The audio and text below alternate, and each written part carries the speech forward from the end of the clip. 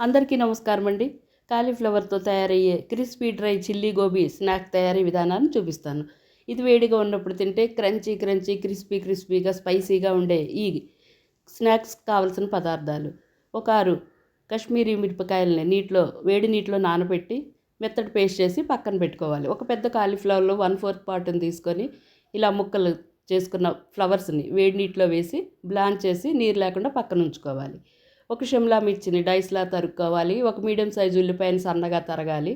10 వెల్లుల్లి రేఖలు, 1 ఇంచ్ అల్లం ముక్కను కూడా సన్నగా ముక్కలు చేసుకోవాలి. 6 పచ్చిమిరపకాయలని చీలికలు చేసుకుని కొద్దిగా కరివేపాకు. కావలసిన పదార్థాలు: తడి లేని కాలీఫ్లవర్ ముక్కలన్నిటినీ ఒక మిక్సింగ్ బౌల్లో వేసుకుని దానిలో 1 table spoon kasuri methi, 1 cup cornflour,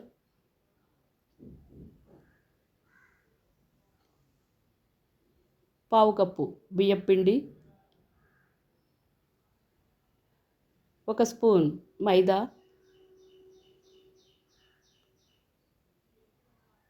1 spoon కారం,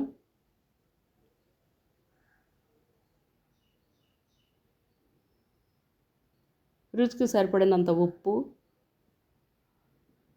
వేసి ముక్కలన్నిటికీ ఈ పిండ్లు పట్టేలాగా బాగా కలుపుకోవాలి.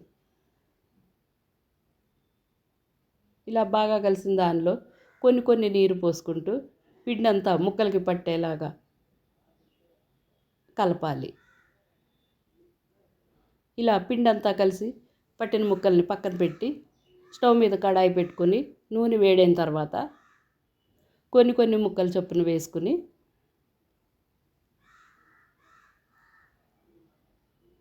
రెండు వైపులు తిప్పుకుంటూ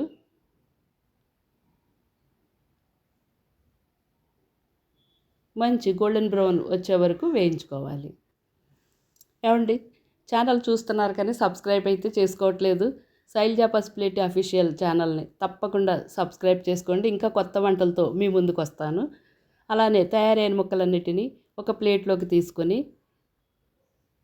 మిగిలిన ముక్కలన్నిటినీ కూడా ఇలానే మంచి గోల్డెన్ బ్రౌన్ వచ్చే వరకు వేయించుకొని ఒక ప్లేట్లోకి తీసి పక్కన ఉంచుకోవాలి.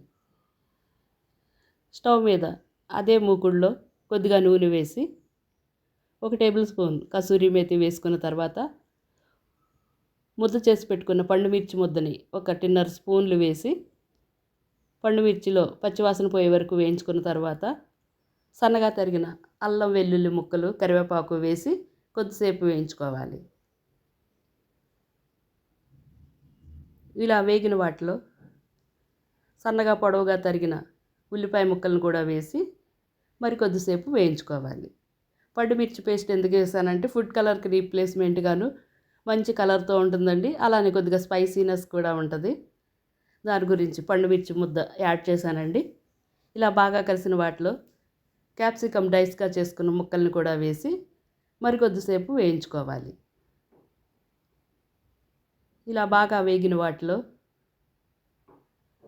1 టేబుల్ స్పూన్ మిరియాల పొడి వేసి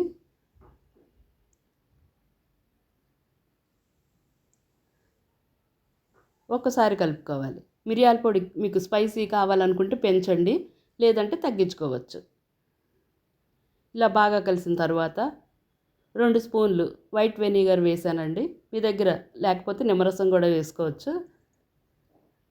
అలానే 1.5 టేబుల్ స్పూన్లు టమాటో సాస్, 1.5 టేబుల్ స్పూన్లు సోయా సాస్ కూడా వేసి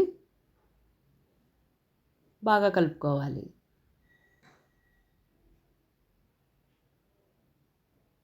ఇలా బాగా కలిసిన దానిలో మిక్సీ జార్ కడగ్గా వచ్చిన నీరును కూడా వేసుకుని కొద్దిసేపు ఉడకనివ్వాలి.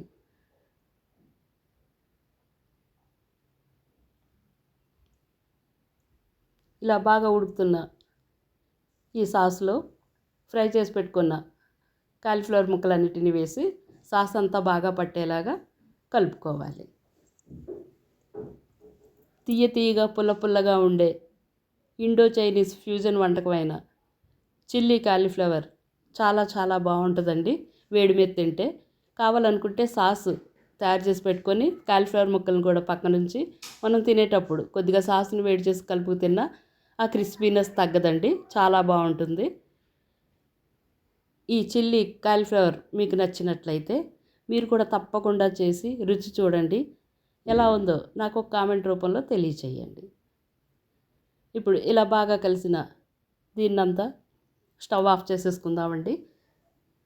ఒక సర్వింగ్ ప్లేట్లోకి తీసుకుందాం.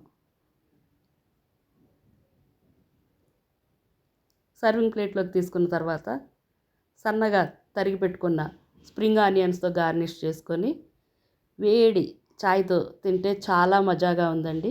దీన్ని ఈవినింగ్ స్టార్టర్స్ కింద, స్నాక్స్ కింద, లేదంటే ఎవరైనా గెస్ట్లు వచ్చినప్పుడు కూడా చేస్తే చాలా చాలా బాగుంటుందండి. ఈ చిల్లీ కాలీఫ్లవర్ మీకు నచ్చినట్లయితే ఒక లైక్, ఒక కామెంట్ మీ ఫ్రెండ్స్ ఫ్యామిలీ మెంబర్స్కి షేర్ చేయండి. కొత్తగా ఛానల్